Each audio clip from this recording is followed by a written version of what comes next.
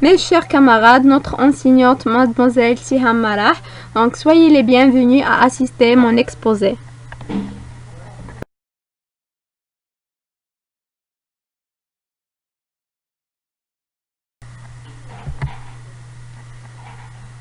Ce sujet est supervisé par Mademoiselle Marah Siham,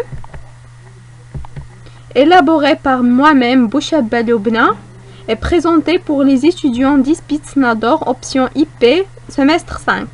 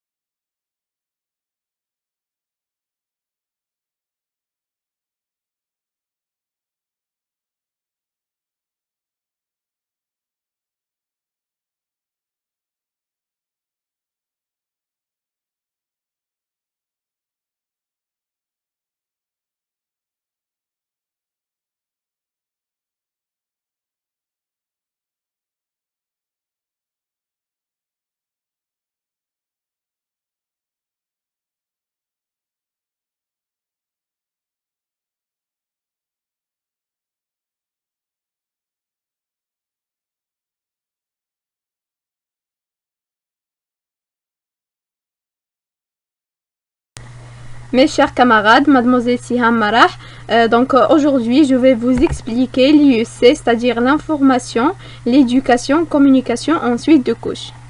Donc soyez les bienvenus. Bien sûr, avant de parler de chaque exposé, il faut tout d'abord parler du plan du travail. Donc dans ce sujet, j'ai commencé par petite introduction et par la suite, donc on va parler des détails. Donc on va parler de tout ce qui est en relation avec l'allaitement maternel. Et par la suite, on va parler d'hygiène intime pour la maman ainsi que son bébé. Et par la suite, on va traiter tout ensemble la planification familiale. Et juste après, on va parler de consultation pour la vaccination et je vais vous donner le calendrier de vaccination. Et après, donc, j'ai fait quiz, donc sous forme de 5 questions pour savoir est-ce que vous avez bien compris tous les titres, tous les paragraphes du sujet ou non. Et à la fin, bien sûr, je vais terminer par petite conclusion pour conclure tout le sujet. Et bien sûr, pour éviter le plagiat, donc je vais vous citer toutes les sources d'où j'ai trouvé toutes ces informations. Tout d'abord, je vais commencer par petite introduction en général. Donc le postpartum est la période s'écoulant entre la délivrance et le retour des règles, c'est-à-dire le retour de couche. Et bien sûr, cette période, il englobe deux phases, c'est-à-dire il y a deux phases du postpartum. Le postpartum tardif et le postpartum immédiat. Pour le postpartum immédiat, ils couvront les 10 premiers jours suivant l'accouchement. Et pour le postpartum tardif et de délai variable en fonction de l'allaitement ou d'une évolution pathologique. C'est-à-dire, il y a deux facteurs qui déterminent le postpartum tardif. Le premier, c'est l'allaitement. Est-ce que l'allaitement artificiel ou maternel, etc. Et le deuxième, c'est l'évolution pathologique, c'est-à-dire qu'il y a l'apparition d'autres pathologies. Et bien sûr, à la fin du postpartum, on a l'apparition des règles. C'est la fin. C'est la fin du période du postpartum.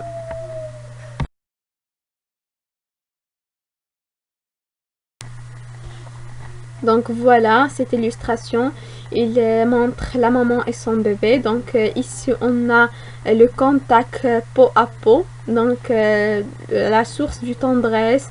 C'est très bénéfique pour la maman ainsi que son bébé. Donc c'est clair, on passe. Voilà aussi donc le contact peau à peau entre la maman et son bébé. Donc c'est pour cela qu'on parle toujours des avantages d'allaitement maternel. C'est parce que donc il y a le contact peau à peau ainsi qu'il y a bien sûr d'autres avantages qu'on va les traiter dans la partie suivante. On passe.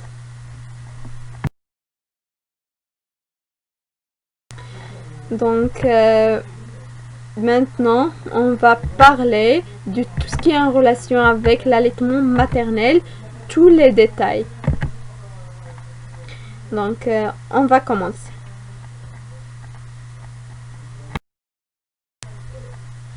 Donc, aidant les mères à allaiter leurs enfants partout, et à n'importe quel moment. Donc ici, la société, il faut intervenir pour aider la maman à allaiter son bébé dans les conditions favorables et les plus fiables. Donc nous pouvons tout faire en sorte que la société soit adaptée à l'allaitement maternel.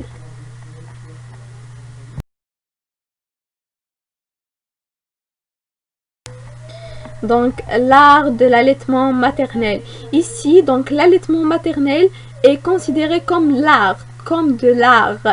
Donc on va parler tout d'abord des clés d'un allaitement maternel heureux. Donc ce que les mamans peuvent faire. Bien sûr, avant la naissance, il faut que la maman s'informe sur l'allaitement. Il faut prendre toutes les informations, toutes les notes nécessaires pour savoir comment faire l'allaitement maternel. Et bien sûr, essayez de mettre le bébé au sein dans l'heure qui suit la naissance. Et donc, de préférence, il faut donner le sein au bébé dans les premières 30 minutes suivant l'accouchement. Et vous aurez aussi besoin d'apprendre à donner le sein et votre enfant à prendre le sein. N'hésitez pas à demander de l'aide. Donc si on ne peut pas bien sûr et si donc la femme il est primipare, il faut bien sûr demander de l'aide. Quel que soit de sa maman, etc. Donc il faut demander l'aide pour savoir tous les détails à propos de ce type d'allaitement maternel. Et bien sûr, il faut nourrissez-vous sainement, buvez beaucoup d'eau et reposez-vous. Donc, si la maman ne prend pas des aliments de nourriture saine et il ne boit pas beaucoup de l'eau et il ne repose pas, donc bien sûr, la qualité et la quantité du lait, il va être diminuée. Et ce que les papas peuvent faire, bien sûr. Donc, le rôle du père est très important aussi dans l'allaitement maternel. Donc, le père peut participer aux tâches ménagères. Faites en sorte que la maman ne soit pas stressée et qu'elle se repose. Donc, il faut aider à préparer des repas, à faire des tâches ménagères et donc à faire toutes les tâches de la maison pour que la maman ne soit pas stressée et pour que la quantité et la qualité du lait maternel va être augmentée. Et bien sûr, occuper aussi du bébé. Par exemple, le père, il peut donc aider à lui donner son bain et à changer des couches et aussi à lui promener.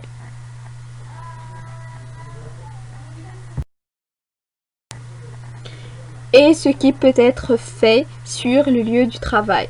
Bien sûr, il faut accorder un congé de maternité suffisant pour permettre aux mamans d'allaiter. Parce que l'allaitement maternel, comme on sait, il prend du temps. Donc, un congé de maternité est très important. Et bien sûr, faciliter le retour au travail.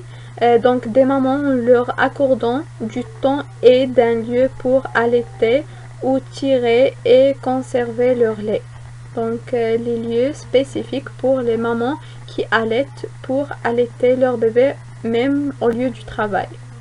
Et il faut aussi soutenir les mamans qui allaitent car ce n'est pas toujours facile de concilier l'arrivée d'un enfant et la vie professionnelle.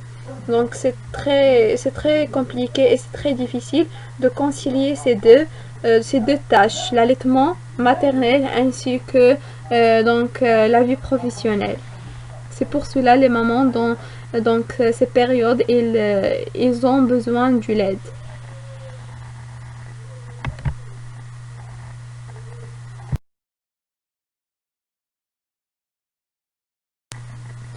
Et ce que la famille et les amis peuvent faire.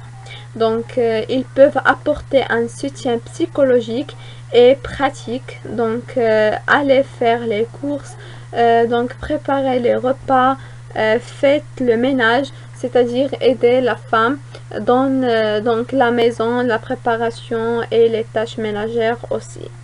Et aussi occupez-vous des frères et des sœurs s'il existe.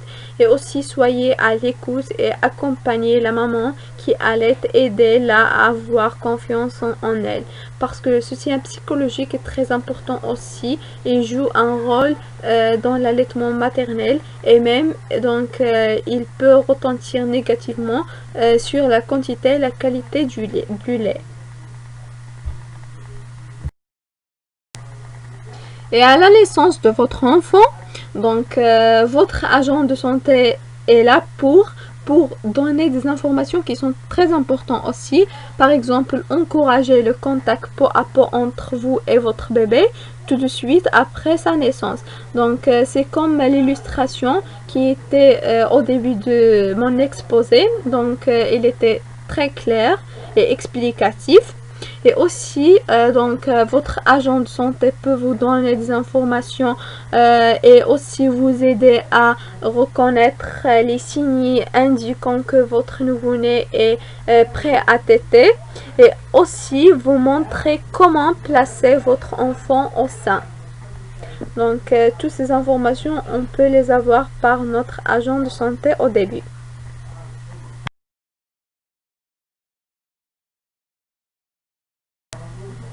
Et à votre retour à la maison, bien sûr, votre agent de santé est là aussi pour vous donner confiance et vous soutenir afin de poursuivre l'allaitement maternel normalement.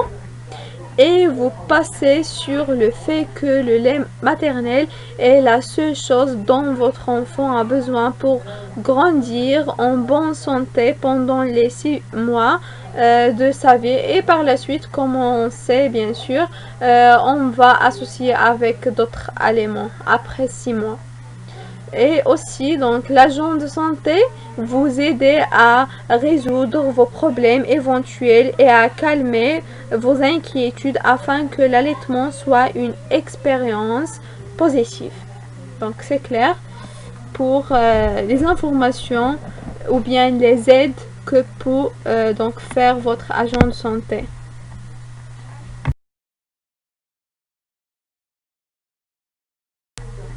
Voilà, passons maintenant à l'alimentation idéale de la maman allaitante. Bien sûr, donc l'alimentation de la maman qui allaite, il doit être riche et contient des oméga 3, des oméga 6 et les oligo-éléments ainsi que les différentes vitamines. Parce que le lait maternel est spécialement adapté pour répondre aux besoins du bébé dès sa naissance. Et il a donc des bienfaits pour sa santé et son développement, bien sûr. De plus, l'allaitement a aussi des bienfaits pour la mère. Mais, donc, le bébé, pendant les 6 premiers mois de sa vie, donc, il se nourrit seulement par le lait de sa maman. C'est pour cela que l'alimentation de la maman doit être riche pour répondre à tous ses besoins et aussi aux besoins du bébé.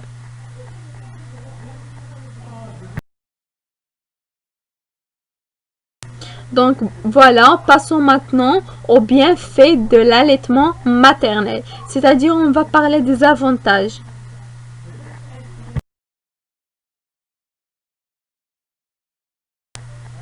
Pour les bienfaits de l'allaitement maternel, première des choses, le lait maternel est la meilleure alimentation pour son enfant. Et la deuxième des choses, le lait maternel favorise la croissance.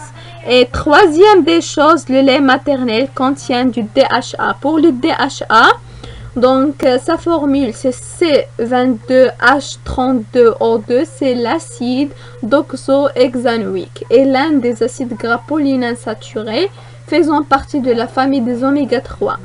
Et le corps humain n'est pas capable de produire ces acides gras. Donc voilà. Et pour le lait maternel, donc il a aussi un rôle très important pour une meilleure digestion. C'est pour cela qu'on ne trouve pas des problèmes dans le système digestif chez les bébés nourris au sein. Par contre, les autres bébés nourris au biberon, donc ils ont des troubles digestifs tels que les diarrhées, les constipations, etc. Et cinquième des choses, le lait maternel réduit le risque d'allergie. Donc c'est clair pour les bienfaits. Pour les avantages de l'allaitement maternel. Donc selon l'Organisation mondiale de la santé, on peut diviser les avantages selon deux catégories. Les avantages pour le bébé et les avantages pour la maman. Pour les avantages pour le bébé, donc pour garder une meilleure immunité, l'allaitement transmet au bébé donc les anticorps de la mère et améliore donc les défenses immunitaires de l'enfant tel que un bagage pour la vie. Ces anticorps vont être réservés pour le bébé, surtout pendant ses premiers mois de vie, pour lutter contre les différentes infections et aussi une meilleure santé à l'âge adulte. Les enfants allaités ont moins de risques d'obésité, de maladies chroniques telles que les maladies de Crohn et aussi diabète, leucémie et aussi diminuer le risque d'hospitalisation lorsqu'ils seront adultes. Et aussi pour garder un meilleur indicateur biologique. L'allaitement diminue le risque d'hypertension chez l'enfant, mais aussi le taux de mauvais cholestérol. Et aussi de meilleurs résultats intellectuels. L'allaitement serait bénéfique pour le contenu intellectuel de l'enfant et aussi améliore son niveau de scolarité. Et aussi un lait sur mesure pour bébé parce que le lait sécrété par la mère est adapté aux besoins de son bébé et contient les différents besoins du bébé pour garder du développement physique et intellectuel sain. Donc c'est ça, tout ce qui est en relation avec les avantages de l'allaitement maternel pour le bébé. Passons maintenant aux avantages de l'allaitement maternel pour la maman. Donc parmi ces avantages, un effet contraceptif presque total. Bien sûr, si on respecte toutes ces conditions, parce que l'allaitement durant les 6 premiers mois suivant l'accouchement assure presque 100% de protection contre une nouvelle grossesse. Bien sûr, si on respecte l'allaitement maternel exclusif. Et aussi, il a un effet anti-cancer. Parce que l'allaitement maternel diminue significativement le risque de cancer du sein et de l'ovaire chez la mère. Ainsi qu'un effet du minceur. L'allaitement est bon pour l'INI. Il aide à retrouver son lutte contre l'obésité maternelle. C'est pour cela qu'on trouve que les différentes mamans qui allaitent par l'allaitement maternel, ils perdent du poids facilement. Par contre, les autres mamans qui procèdent l'allaitement artificiel, ils gardent de l'obésité. Et aussi est un moyen de lutte contre les IST tels que VIH, syphilis, etc. Et bien sûr, un lien mère-enfant est plus fort. Donc l'allaitement favorise l'attachement mère-enfant grâce au contact de la peau à peau. Et il donne les différents sentiments tels que tendresse, etc. Et ça aide aussi avoir du développement sain pour le bébé. On passe maintenant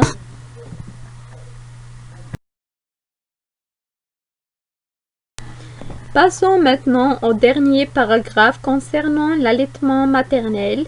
On va parler maintenant des 10 conditions pour le succès de l'allaitement maternel.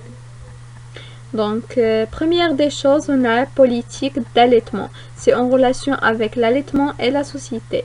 Deuxième des choses, formation du personnel. Troisième des choses, information prénatale, c'est-à-dire avant la naissance, il faut prendre des informations surtout concernant l'allaitement maternel pour la maman.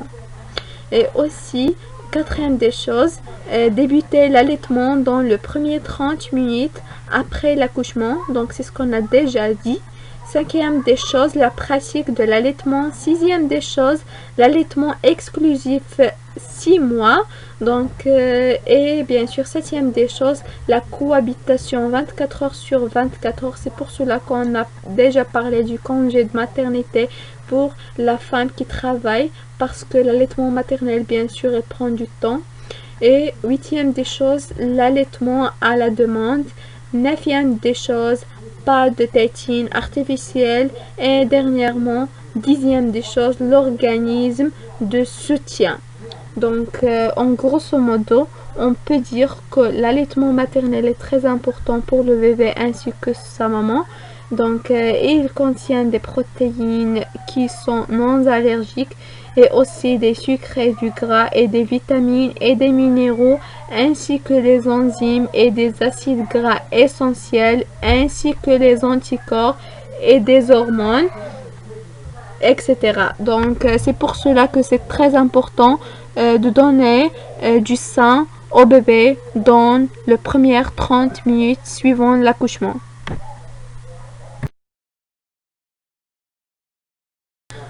Passons maintenant à l'autre partie aussi très importante dans l'information, l'éducation, communication ensuite de couche. Il s'agit de l'importance d'hygiène intime du maman et de son bébé. Donc maintenant, on va parler de tout ce qui est en relation avec ce sujet, l'hygiène intime du maman et de son bébé. On passe.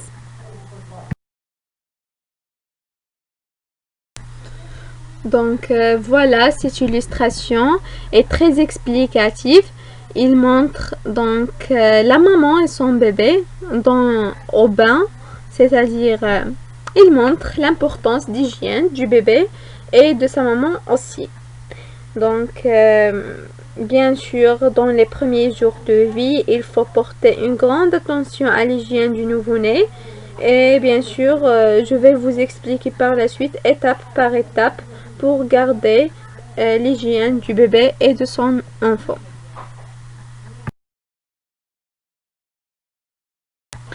Donc voilà, bien sûr, pour faire l'hygiène du bébé, donc on va commencer par les fesses. Il faut avant tout enlever la couche et nettoyer les fesses du bébé, puis laver à l'eau tiède additionnée d'une cuillère à soupe de bicarbonate si la peau est irritée. Et par la suite, on va traiter la peau. Si votre bébé a le visage irrité, massez ses joues, son front et son nez avec une huile ou une crème hydratante. Et par la suite, les cheveux. Donc les cheveux du nouveau-né n'exigent pas une attention particulière. Donc il suffit de les brosser chaque jour avec une brosse à poils très doux. Et pour les yeux, on nettoie donc les yeux à l'aide d'un gaz imbibé d'eau bouillée. Et par la suite les oreilles.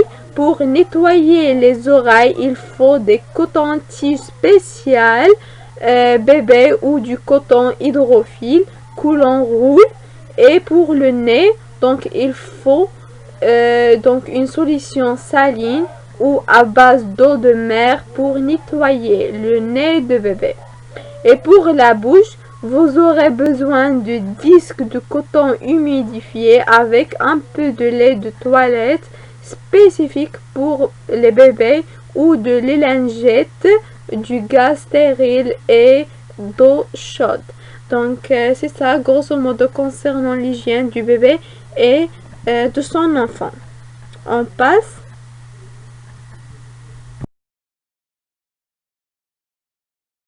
Donc voilà cette illustration.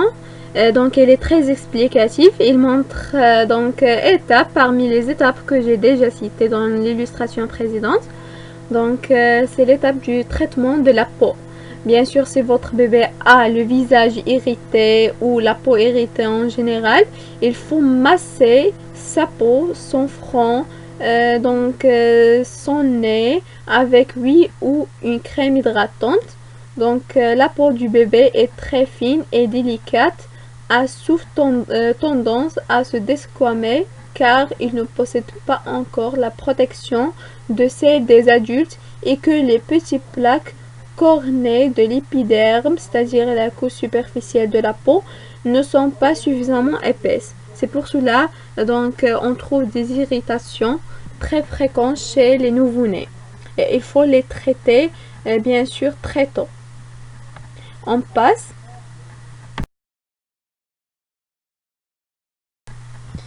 Donc passons maintenant à l'autre étape aussi très importante dans l'information, l'éducation, communication, dans les suites de couches. Il s'agit de l'importance de planification familiale. Maintenant, on va traiter tout ce qui est en relation avec la planification familiale. On passe. Donc, passons maintenant pour parler des objectifs de planification familiale. Pourquoi on choisit de faire la planification familiale? Première des causes, pour assurer l'éducation à tous les enfants et pour promouvoir l'autonomisation des femmes et améliorer la santé des enfants par bien sûr l'espacement entre les naissances des bébés et aussi l'améliorer la santé maternelle et combattre contre certains IST tels que les VIH, c'est-à-dire SIDA, et aussi pour assurer un environnement durable et créer des partenariats et bien sûr réduire la faim et la pauvreté parce que bien sûr comme on sait tout que les enfants nécessitent l'argent et nécessitent aussi donc le suivi des parents. On passe. Maintenant, on va traiter tout ensemble un sujet aussi très important dans l'IEC, c'est-à-dire l'information, l'éducation, communication ensuite de couche.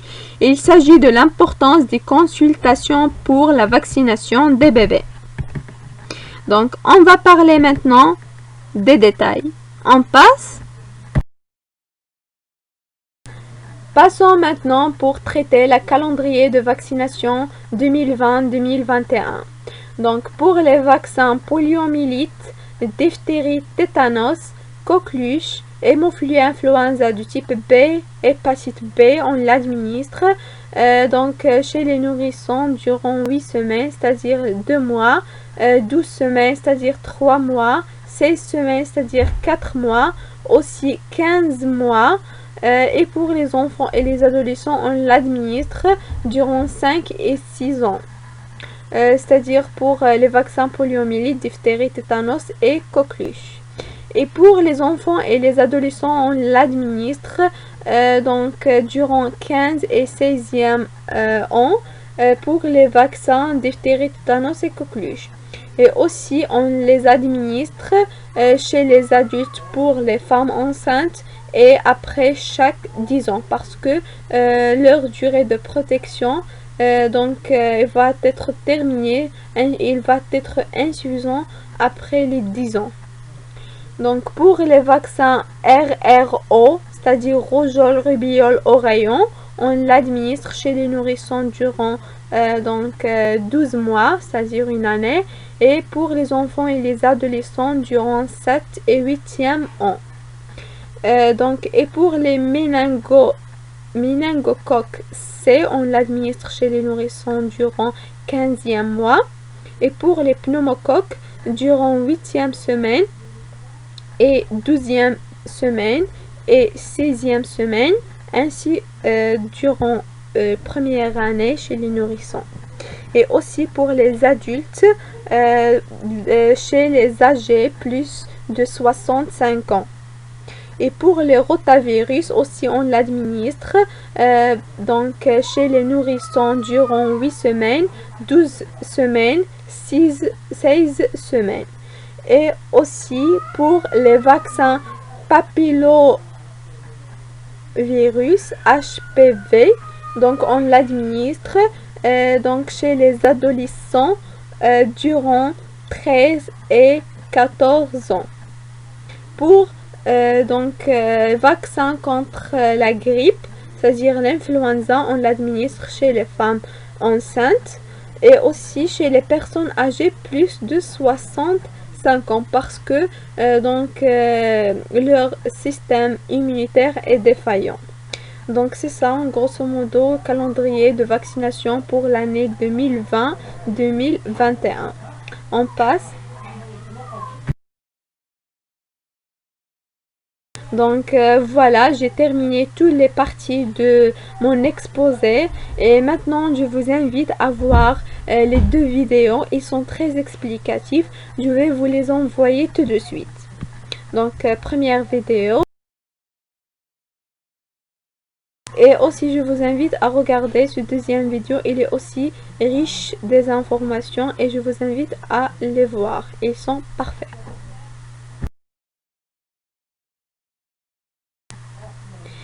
Donc, maintenant, on va passer pour traiter quiz. Donc, j'ai fait quiz pour voir est-ce que vous avez bien compris toutes les parties de mon exposé ou non. Donc, on va les traiter tout ensemble. Donc, pour question numéro 1, parmi les avantages de l'allaitement maternel, lutte contre l'infection buccale, prendre le poids idéal, une meilleure immunité.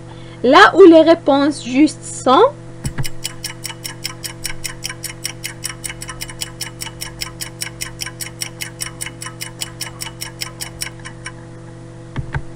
une meilleure immunité.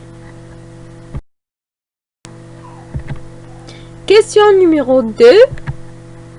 Parmi les conditions de réussir l'allaitement maternel, c'est mélanger l'allaitement maternel avec des biberons, débuter l'allaitement dans le premier 30 minutes après l'accouchement. Là où les réponses justes sont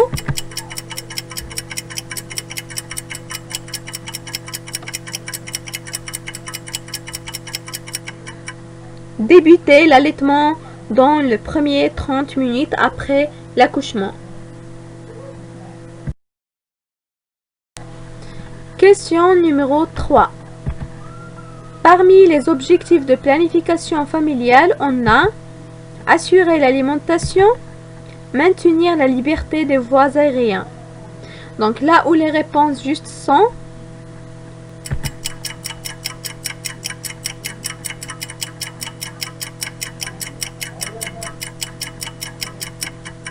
donc toutes les réponses sont justes, c'est pour assurer l'alimentation et aussi pour maintenir la liberté des voies aériennes.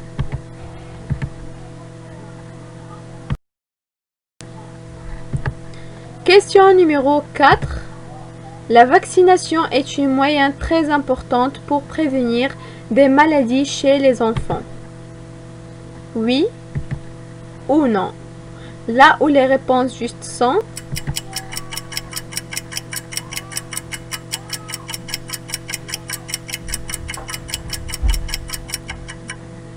bien sûr, oui.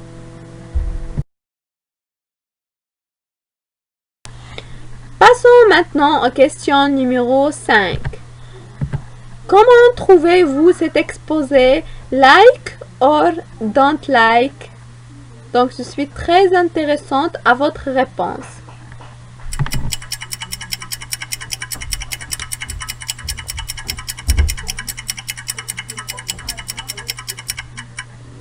J'attends toujours votre réponse. On passe. Je vais terminer par petite conclusion. La période de suite de couche peut être physiologique, c'est-à-dire sans problème de santé particulier, ou pathologique lorsqu'une complication survient. Dans tous les cas, il s'agit d'une période particulière dans la vie des femmes juste après la grossesse et qui nécessite une surveillance médicale rapprochée pour détecter précocement de tout problème et le traiter de manière adaptée.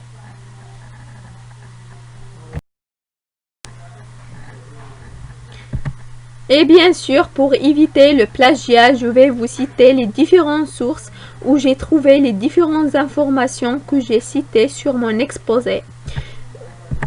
La première des choses, j'ai basé dans cet exposé sur le cours des soins infirmiers en gynécologie et bien sûr sur le site web www.infirmier.com/étudiant en IFCS et bien sûr l'Organisation mondiale de la santé, l'OMS. Donc le site d'Organisation mondiale de la santé, j'ai trouvé dans ce site plusieurs informations surtout concernant le sujet d'allaitement maternel. On passe. Je touche maintenant à la fin de mon exposé. qui était exposé sous titre d'information, éducation, communication en suite de couche, IEC, qui était préparé par moi-même, Bouchaba Loubna. Donc j'espère que vous avez tout compris, et bien sûr si vous avez des questions à n'importe quel moment, donc n'hésitez pas à me les poser. Je serai aujourd'hui online 24 heures sur 24 heures pour répondre à toutes vos questions, et merci beaucoup pour votre attention. Donc merci pour votre attention, merci d'avance sur toutes votre questions. Donc je serai aujourd'hui online 24 heures sur 24 heures comme j'ai déjà dit pour répondre à toutes vos questions. Donc n'hésitez pas.